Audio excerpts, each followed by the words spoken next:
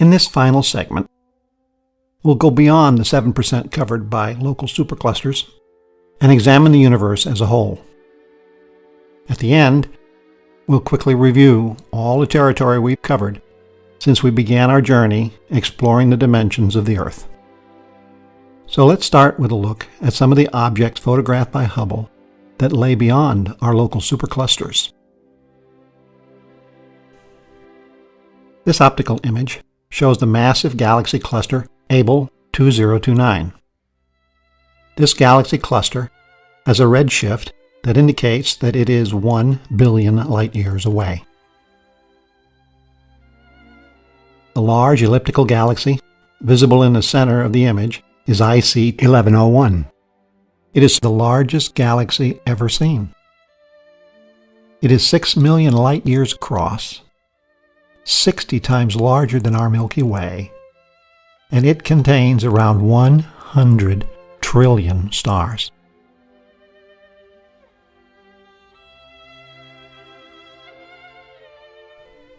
You might recognize NGC 4319.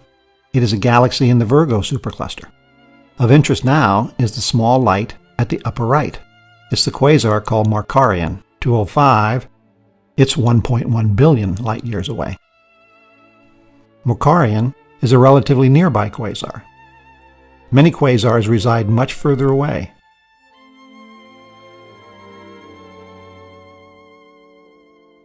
Quasars are the intensely powerful centers of distant active galaxies, powered by a huge disk of particles surrounding a supermassive black hole.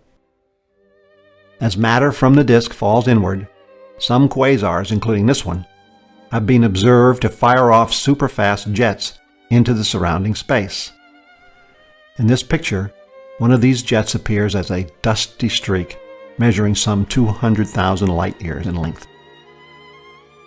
Despite its great distance, 3C273 is still one of the closest quasars to our home. It was the first quasar ever to be identified and was discovered in the early 1960s. Quasars are capable of emitting hundreds or even thousands of times the entire energy output of our galaxy, making them some of the most luminous and energetic objects in the entire universe. Of these very bright objects, 3C273 is the brightest in our skies.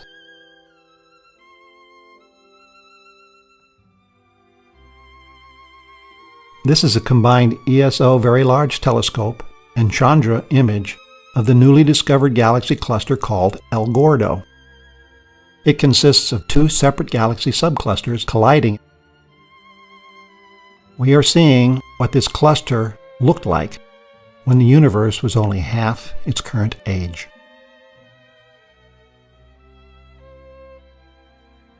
Hubble is a supernova machine for probing the early universe. Here's a Type 1a it found that's approximately 8 billion light-years from Earth. If you recall, Type 1a supernova represent one of our most important standard candles because they are so bright we can see them from very far away. In 2013, Hubble broke the record in the quest to find the furthest Type 1a with the discovery of SN UDS 10WIL, a supernova that exploded more than 10 billion years ago, at a time when the universe was in its early formative years and stars were being born at a rapid rate. The image at the far left shows the host galaxy without the supernova. The middle image, taken a year later, reveals the galaxy with the supernova. The supernova cannot be seen because it is too close to the center of the host galaxy.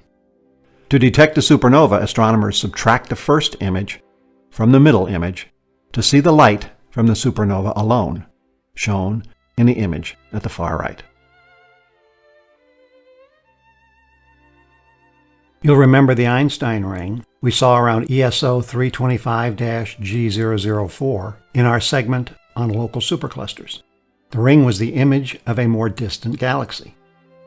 The arc shape was created by the bending of the background galaxy's light by the gravity of the massive foreground galaxy.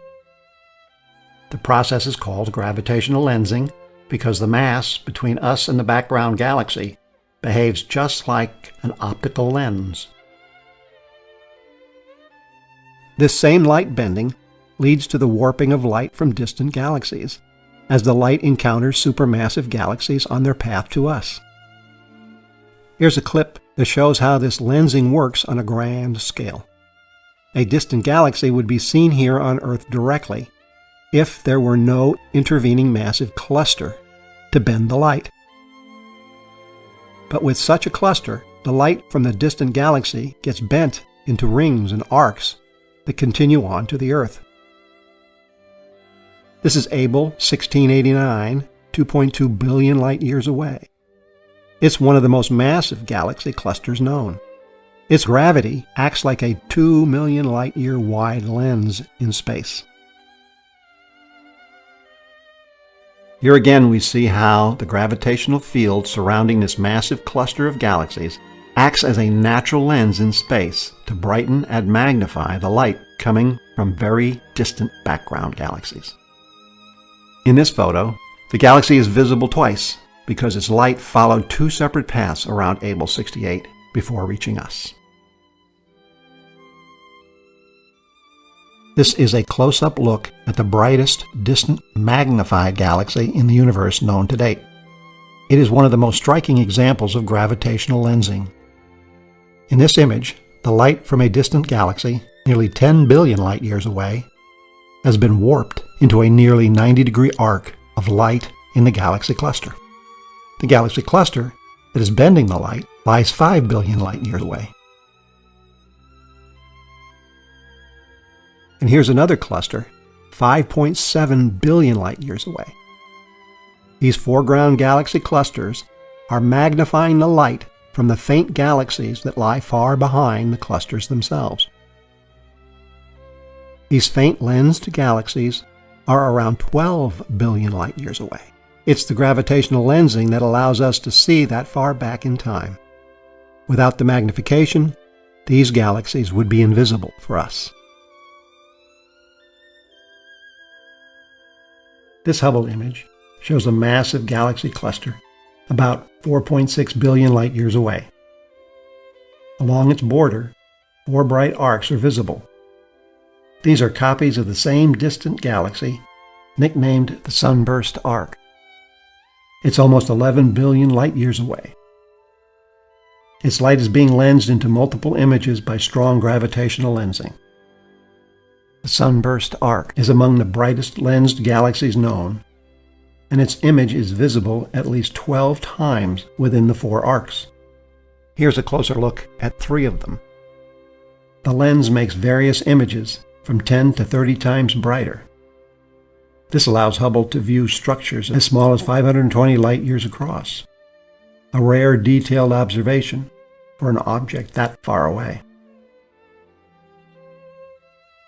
Until the early part of the 20th century, it went without saying that the matter we see is most of the matter there is. That would be protons and neutrons, with accelerating electrons creating the light we see. But that came into question in the early 1930s, when Fritz Zwicky, a Swiss astronomer out of Caltech, studied the Coma cluster, 321 million light-years away, with 1,000 galaxies spanning 25 million light-years in diameter. He looked at it in a number of ways, 2 of which are very revealing. In one, he used galaxy motion to calculate mass, and in the other, he used galaxy luminosity to calculate mass. His processes are not precise, but they do provide ballpark figures for the mass of the cluster. For motion, he had the cluster galaxies' radial velocities from the Doppler shift in the light we see. He then generalized them into their 3-dimensional velocity dispersion statistical equivalent. This galaxy motion gives us the kinetic energy for the cluster. Zwicky used the well-understood virial theorem that has the kinetic energy of a system equal to 1/2 its gravitational potential energy. This allows us to solve for the mass of the cluster. This is the mass as measured by its gravitational effects. The second way he calculated the cluster's mass was to use the cluster's luminosity. You may recall from our discussion on the Hertzsprung-Russell diagram in our How Far Away Is It segment on distant stars that there is a relationship between a star's mass and its luminosity. We can use that relationship to estimate the mass of groups of stars by measuring their luminosity. We use the mass-to-light ratio of the Sun as the base for comparisons. Zwicky measured the luminosity of the average galaxy in the Coma cluster. Using a mass-to-light ratio of 3, he calculated its mass. When he multiplied the average times 1,000 galaxies in the cluster, he came out with a number that was over 100 times less than the mass calculated via the Virial theorem based on gravity. In other words, the motion of the galaxies in the cluster indicated a mass that was over 100 times the mass from luminous matter. Zwicky concluded that either the laws of gravity as we know them, Newton's and Einstein's, did not work for volumes as large as the Coma cluster, or the luminous matter is only a very small part of the total matter of the cluster. He called the rest of the matter dark matter, and suggested that gravitational lensing could help quantify this dark matter. But back in the 1930s, nobody believed him.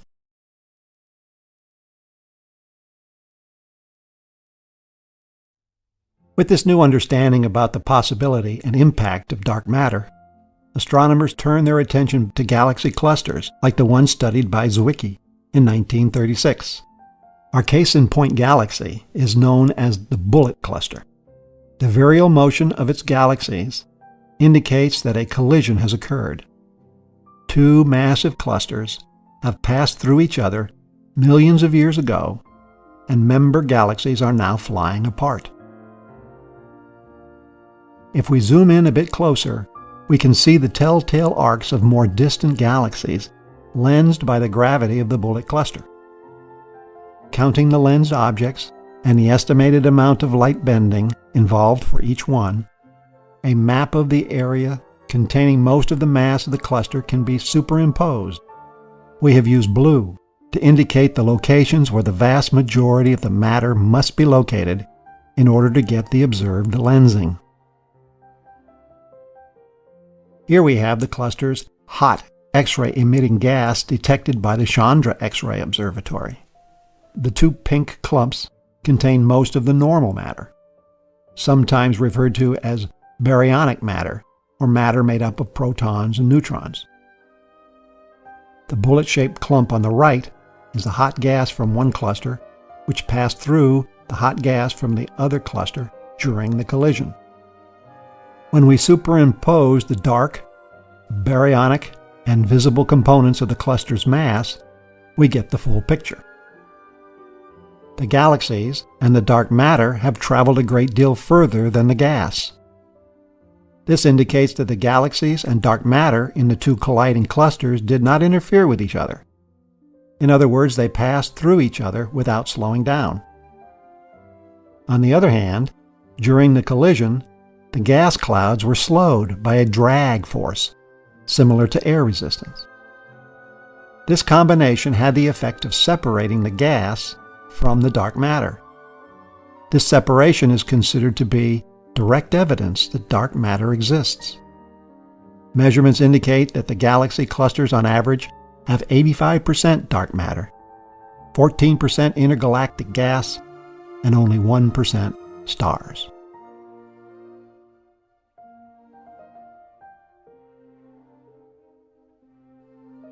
In 2014, a team of astronomers found a supernova in this galaxy cluster, over 5 billion light-years away.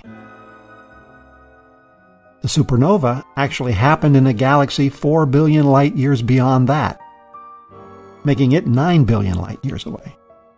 The huge mass of the foreground galaxy and galaxy cluster bent the light from the distant supernova, creating 4 separate images of the same explosion. The images are arranged around an elliptical galaxy in a formation known as an Einstein cross. Following this discovery, astronomers modeled several possible gas and dark matter distributions in the galaxy cluster.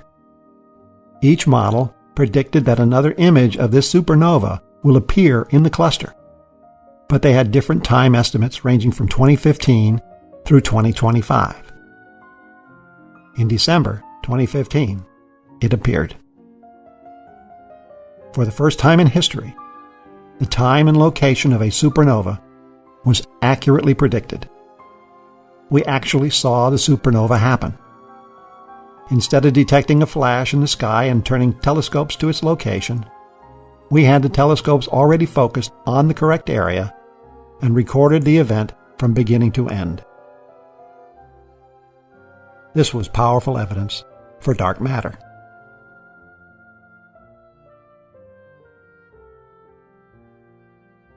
In the late 1920s, Edwin Hubble discovered that except for a few nearby galaxies, all galaxies were moving away from us, and the further away they are, the faster they are moving, along with the assumptions that there are no preferred places and no preferred directions in space. This means that all galaxies, not bound together by gravity, are moving away from each other. The flow of all galaxies away from each other, with faster velocities the further away from each other they are, cannot happen in a fixed volume, because in a fixed volume, some reference frames would have to have distant objects heading towards them for others to have them moving away. It can only be explained if the space that these galaxies exist in is itself expanding. Here's a one-dimensional example to illustrate why this is the case. Consider an 8-meter circle with marks 1 meter apart. If we are at the top mark and all the other marks are moving away from us, then, from other points of view, marks are getting closer. The system is not homogeneous. But if the apparent motion is due to the amount of space expanding, we get a different picture. Here, the marks hold their position on the line, but the line grows. Let's say each meter on the line expands to 2 meters over the course of a minute. We see that the distance between adjacent marks goes up 1 meter, and their apparent velocity, as seen by each other, is 1 meter per minute. But more distant marks have increased their distance and velocity by more than that. And the further away any 2 marks are, the more their distance and velocity have increased.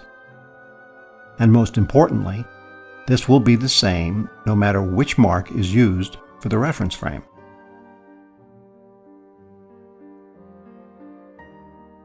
In order to illustrate the point, this example uses an expansion rate that is 74,000 trillion times greater than the actual expansion rate as determined by the Hubble constant. The real expansion is very slow. If we take a look at what the expansion does to 1 meter, we see that it would take 1,000,000 years to expand by just 7/millionths of a meter. That's way too slow to ever notice or even measure in a lab in a lifetime. And it is why it's so easy to overcome it with local gravity out to the Andromeda Galaxy. It should be noted that this expansion of space itself does not pull apart objects that exist in that space. A meter stick does not expand. That's because the size of the meter stick is determined by the forces that hold it together, and these forces are not changing.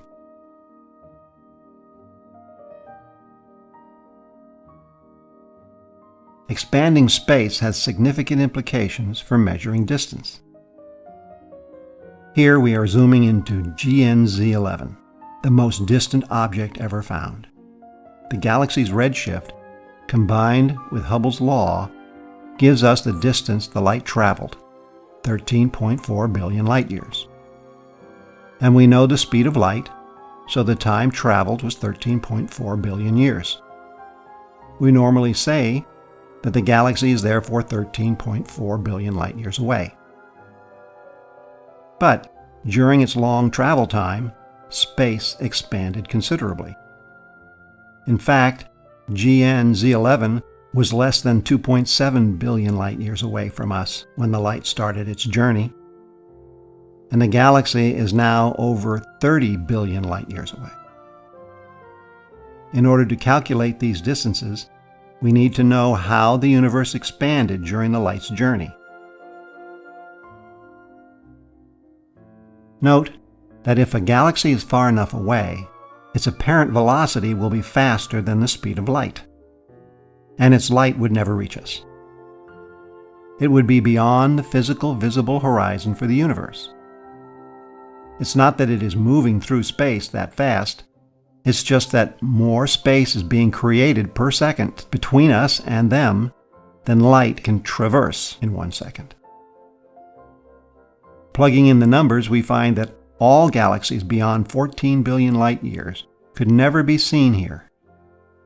GN-Z11 is now 32 billion light-years away, so the light that is leaving GN-Z11 now will never reach us.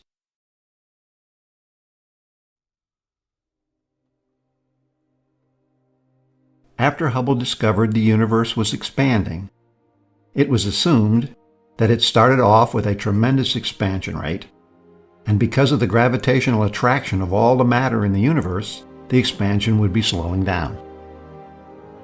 Two major efforts were started in the late 1990s to prove that the universe's expansion was decelerating. Both groups used distant Type 1a supernova as their standard candles. Supernova provide a luminosity reading that enables us to determine their distance via the inverse square law. This distance is called the luminosity distance. Type 1a supernova also provide a redshift reading that gives us the distance via Hubble's law. Luminosity and redshift combined can tell us if the universe's expansion rate is constant, decelerating, or accelerating. Here's how it works. First, we measure the luminosity of a distant Type 1a supernova like SN 1994d and measure its redshift. Then we map the distance between us and the supernova over time. If the expansion rate is constant, the luminosity distance and the redshift distance will be the same. But if the expansion is slowing down, the expansion rate in the past would have been greater than what we see now, which means it would have taken a shorter time to expand from its size at light emission time to its present distance compared to a non-accelerating universe. This would result in a shorter light traveled time, shorter distance traveled, and a brighter observed supernova compared to a non-accelerating universe. By the same token, if the expansion is speeding up, the expansion rate in the past would have been smaller than what we see now, which means it would have taken a longer time to expand from its size at light emission time to its present distance compared to a non-accelerating universe. This would result in a longer light travel time, larger distance traveled, and a dimmer observed supernova compared to a non-accelerating universe. This is what both studies found. The universe is expanding, and the expansion is accelerating.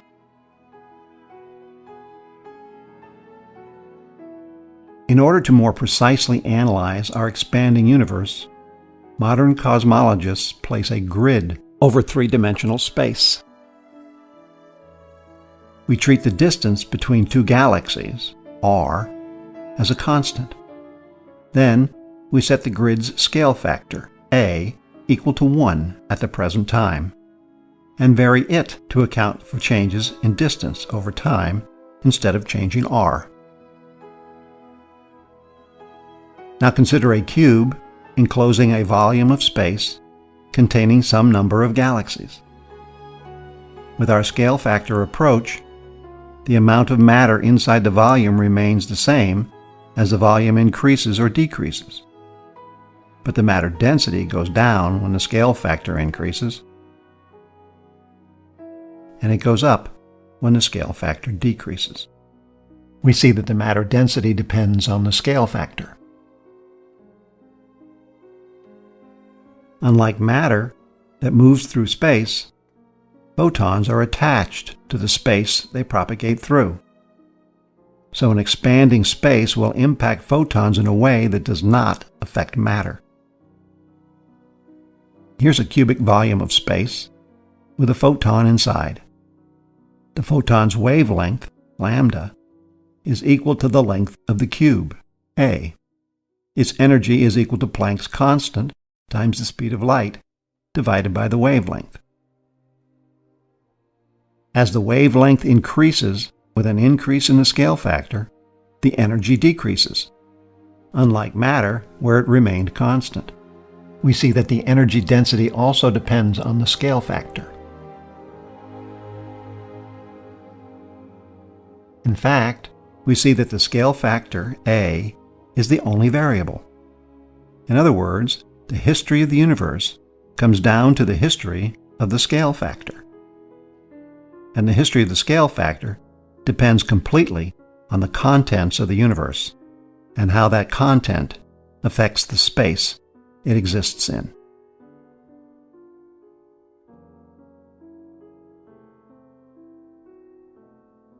When we observe light from distant galaxies, we are seeing the light from the stars in those galaxies, and that light has absorption lines.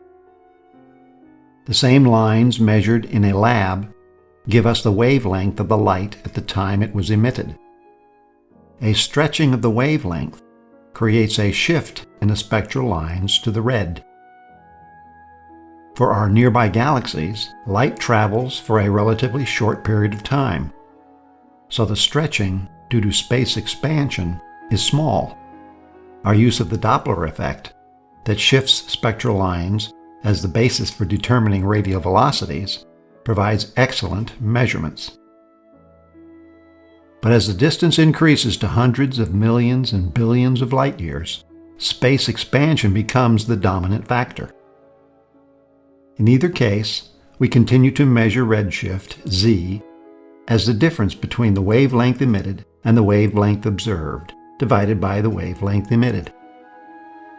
In this hypothetical example, we have an object with a redshift equal to 6.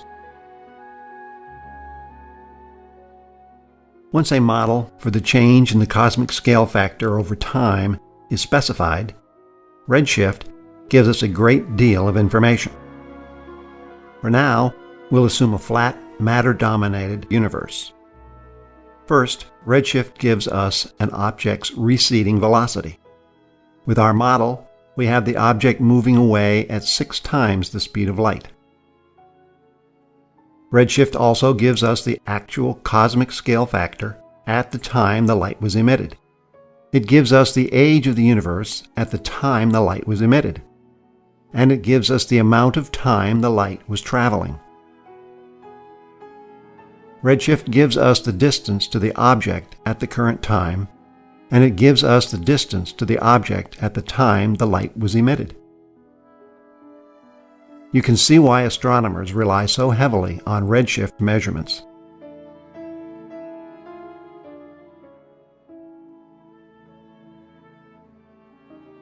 We now ask, what could be accelerating the expansion of the universe? In the How Small Is It video book chapter on the Higgs boson, we covered how so-called empty space is actually filled with matter and energy fields. We model the waves in these fields as quantum harmonic oscillators. And, given the Heisenberg uncertainty principle, the zero-point energy for any wave in the field must be greater than 0. We have seen that radiation and matter in the universe are diluted as space expands. But zero-point vacuum energy does not dilute. In fact, the total amount of vacuum energy increases as the volume of the universe increases. In a small universe, it would have little impact. But today, it is estimated to be around 70% of the energy density of the entire universe. This zero-point quantum vacuum energy is called dark energy, and it is enough to force the cosmos into its accelerating expansion. As we observe the space around us, we see our solar system, our galaxy, and our local group of galaxies first. We then see significant numbers of large, well-formed galaxies in our local supercluster. The further out we see, the further back in time we go. And the further back in time we go, the more we notice a reduction in the size and structure of the galaxies. Eventually, we reach as far as the first galaxies to ever form from the first stars that started to shine. Before that was just hydrogen and dark matter. No light was being created for us to see. As we look back in time, we are also looking back at an ever-shrinking volume because the universe was getting smaller, and its temperature was getting hotter. Eventually, it reached 3,000 degrees. At that point, hydrogen atoms began to dissociate into protons and electrons, and space became opaque. Coming back the other way, the surface, where the transition from opaque to transparent occurred, is called the surface of last scattering. At that time, all the photons in the universe were released. These photons are still with us today. We see them all across the sky in tremendous numbers. They are the cosmic microwave background photons, CMB, and they tell us a great deal about the past, present, and future of the universe. Here's a projection of the celestial dome, as seen by the Wilkinson Microwave Anisotropy Probe, factoring out all local and local group motion. The mapping preserves the relative sizes of the surface objects. The key observation is that the light fits the blackbody radiation curve perfectly. This gives us the temperature of the radiation today. It is 2.725 degrees. We know that at decoupling it was 3,000 degrees. So the temperature has been reduced by a factor of 1,100. So the universe has expanded by a factor of 1,100 times since decoupling. The blackbody radiation formula also gives us the number density of CMB photons. There are over 400 million of them in every cubic meter of space throughout the cosmos. This is 1,000 times more than all the photons from all the starlight ever created by all the stars and all the galaxies for all the billions of years that stars have been shining.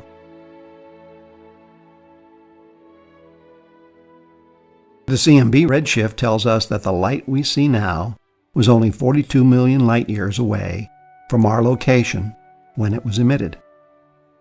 It traveled for just under 13.8 billion years to reach us, and its starting location is now 46.5 billion light years away, making the diameter of the visible universe 93 billion light years. The Planck satellite measurements detected small amounts of temperature deviation. The image uses color to show variations from the average, with blue for minus 200 millionths of a degree through green and yellow to red, which represents plus 200 millionths of a degree. That temperature deviation comes to 1 part in 100,000. These temperature deviations come from equally small mass density deviations in the plasma at the time of decoupling. We see large structures, small, even tiny structures, and giant structures. We even see structures within structures at every scale. In other words, they're quite fractal. These differences in the CMB are what led to the large-scale structures such as galaxy clusters, filaments, and voids that we see today. For example, a very tiny spot of red on the surface of last scattering, representing a small decrease in mass density in that region, will have expanded 1,100 times to the size of the Coma cluster today. Just how the universe evolved from small-scale matter deviations at the time of decoupling to filaments of superclusters and vast voids can be explained by a physical process called caustics. Originally developed to explain light behavior, it works just as well for protons and dark matter. I see this phenomena in my own backyard. The lines at the bottom of a swimming pool are examples of caustics caused by small waves on the surface of the water. And when we extend this to 3 dimensions, we get curved surfaces with increased density that intersect along lines that intersect at points. This is the web-like pattern we see in the large-scale universe. By collecting distances to thousands of galaxies in a narrow strip of the sky, it is possible to produce a slice of the universe, like this one from the 2DF Galaxy Redshift Survey. In 2003, this survey looked out into the universe to 3.5 billion light-years. Between 2000 and 2008, the Sloan Digital Sky Survey conducted one of the most ambitious and influential surveys in the history of cosmology.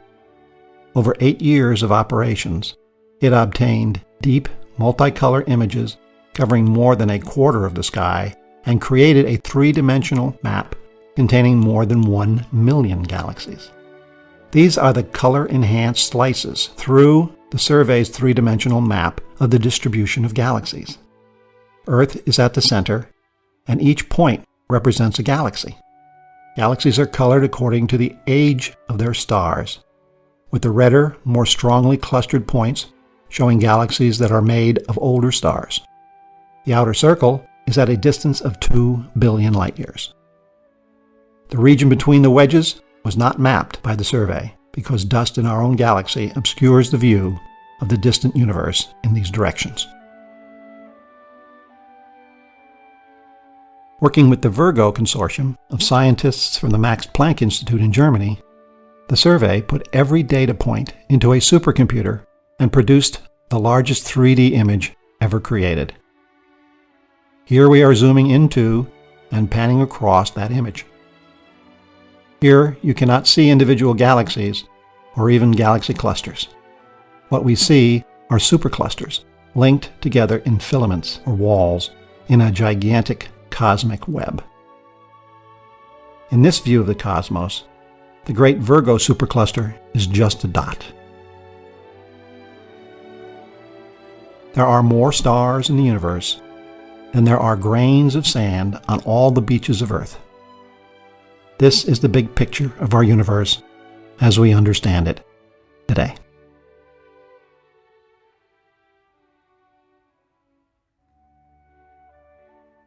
We've come a long way from our start triangulating and directly measuring sizes in my backyard in our segment on the Earth.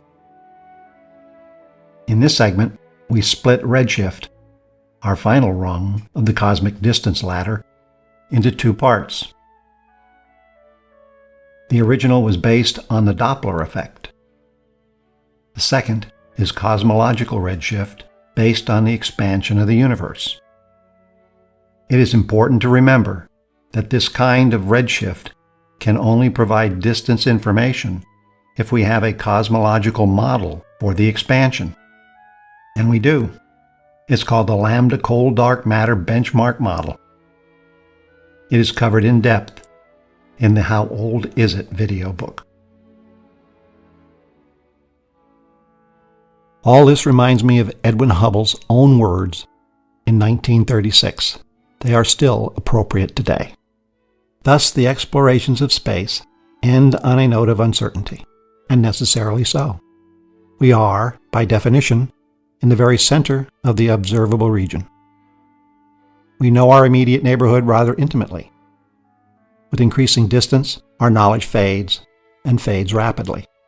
Eventually, we reach the dim boundary, the utmost limits of our telescopes. There, we measure shadows, and we search among ghostly errors of measurement for landmarks that are scarcely more substantial. The search will continue. Not until the empirical resources are exhausted need we pass on to the dreamy realms of speculation.